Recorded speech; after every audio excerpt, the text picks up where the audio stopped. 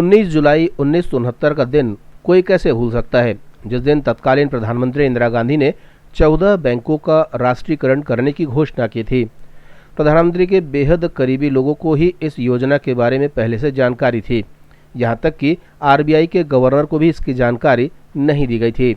देश की अर्थव्यवस्था, खासकर बैंकिंग के इतिहास में 19 जुलाई का दिन बेहद अहम माना जाता है, क्योंकि 19 जुलाई 1969 को तत्कालीन प्रधानमंत्री इंदिरा गांधी ने 14 निजी बैंकों का राष्ट्रीयकरण कर दिया था।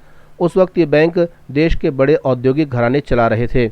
इन बैंकों में central bank of India, Punjab national bank, bank of Baroda, Dena bank, UCO bank, Canara bank, united bank, syndicate bank, union bank of India, Allahabad bank, Indian bank, Indian overseas bank और बैंक ऑफ महाराष्ट्र शामिल थे।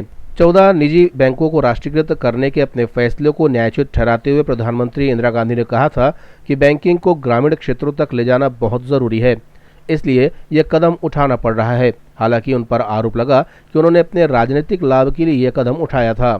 प्रधानमंत्री के इस फैसले के क्रियान्वयन में आरबीआई के तत्कालीन गवर्नर लक्ष्मीकांत झा ने बड़ी भूमिका निभाई थी, लेकिन विडंबना ये रही कि इस फैसले की शायद उन्हें पहले से जानकारी नहीं दी गई थी और वो बाद में इस मुहिम का हिस्सा बने। लक्ष्मीकांत झा की तरह ही इंद्र प्रसाद गोवर्धन भाई पटेल को भी प्रधानमंत्री के फैसले की पहले से जानकारी नहीं थी।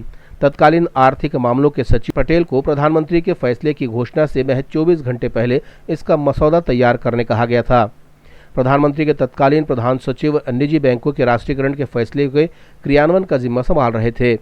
आरबीआई के तत्कालीन डिप्टी गवर्नर उन लोगों में से एक थे जिन्हें प्रधानमंत्री के फैसले की जानकारी पहले से थी। डीएन घोष ने भी अपनी आत्मकथा में इस बात का वर्णन किया है कि केंद्रीय वित्त मंत्रालय में उप सचिव होते हुए कितने सक्रिय थे और इस फैसले के क्रियान्वयन में उन्हें क्या भूमिका निभाई थी। इंदिरा गांधी के इस फैसले के कई राजनीतिक महत्व भी रहे, लेकिन दूसरी तरफ देखा जाए तो बैंकों को ग्रामीण स्तर तक ले जाने की उनकी इस सोच की वजह से बैंकों का राष्ट्रीयकरण संभव हो सका और कुछ घरानों के हाथ में बैंकों का नियंत्रण खत्म हुआ और आम लोगों के लिए यह ग्रामीण स्तर तक उपलब्ध हो सका। ब्यूरो रिपोर्ट, जनता से रिश्ता।